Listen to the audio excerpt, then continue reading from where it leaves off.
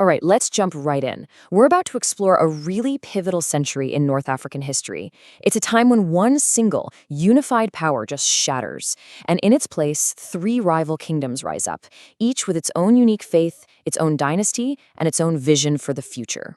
So what we're really looking at here is this incredible story of faith, of power, and of philosophy.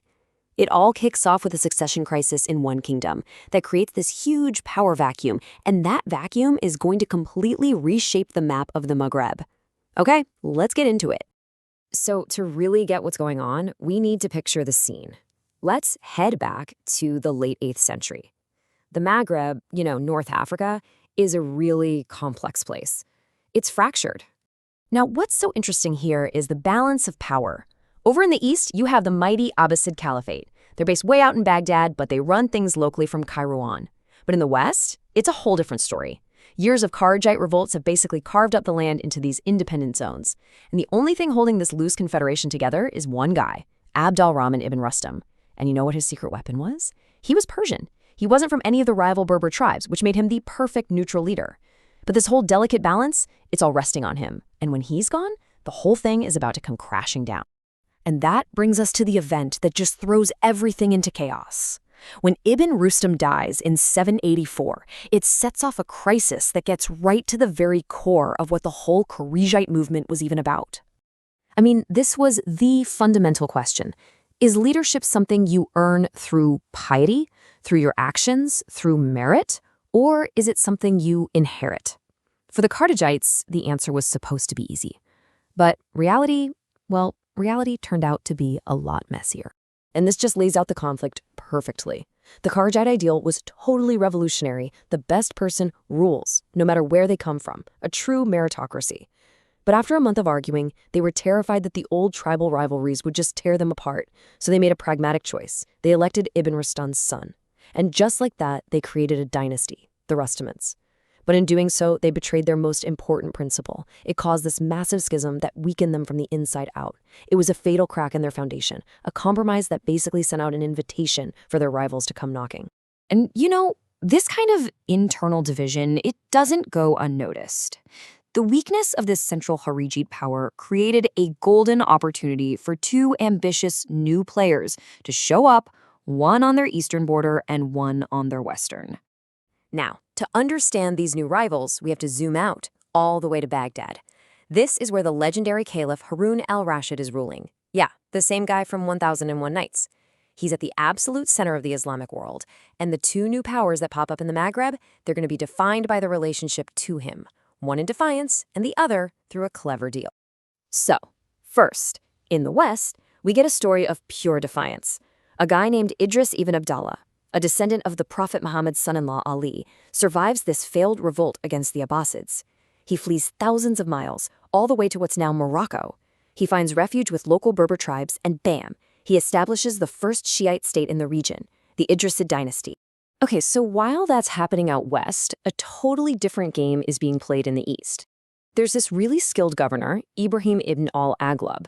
After putting down a rebellion, he goes to Caliph Harun al-Rashid with a pretty clever pitch. He basically says, look, let me run this land on my own, and I'll guarantee it stays stable, and I'll pay you a huge amount of money every year. The caliph says yes, and the Aghlabid dynasty is born. So let's just break this down. We're looking at three fundamentally different ideas about who should be in charge. The Shiite Idrisids believed power was a birthright, passed down through the prophet's family. The Kharijite Rostamid said, nope, it has to be earned by the most pious person. And the Sunni Aghlabids, they accepted the authority of the caliph in Baghdad, at least, on paper. These competing worldviews are going to define the next 100 years. And just like that, in only a few years, the entire political map is redrawn. The Maghreb is now dominated by a triumvirate, a trio of competing kingdoms. This table just lays it all out for us perfectly. In the west, you've got the Shiite Idrisids. In the center, the Kharijite Rostamids. And in the east, the Sunni Aghlabids. Three different branches of Islam, three powerful dynasties, all coexisting in this delicate balance of power that's going to shape North Africa for a century. But this new era wasn't just about politics and borders. It was also shaped by two huge trends. First, an intellectual movement that actually connected these rivals, and second, a political collapse far away that would basically cut them all off from the rest of the world. Okay, so first, the ideas. This really powerful intellectual current called Mutazilism starts spreading out of Iraq. And its core idea was that human reason and logic were absolutely essential tools for understanding scripture and faith. And here's the key. Because it was a philosophical school of thought, not some rigid legal code, anybody could adopt it. And what's so wild here is how this one idea just jumped across all the political and religious borders. The elites in the Idrisid, Aghlabid, and Rostamid courts were all debating Mutazilism. For some, like the Aghlabids, it even became official state policy for a while. But for the Rostamids, who were already arguing about their leadership, this new debate over reason versus faith, it just made the cracks in their kingdom even deeper. So while this new philosophy was connecting the elites in the Maghreb, a political earthquake was about to hit back east that would cut them off for good.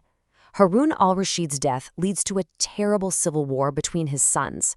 The winner brings in Turkish mercenaries to hold on to power, but pretty soon, these soldiers just take over, turning the caliph into a powerless figurehead. Baghdad falls into chaos, and its control over distant lands like North Africa just vanishes.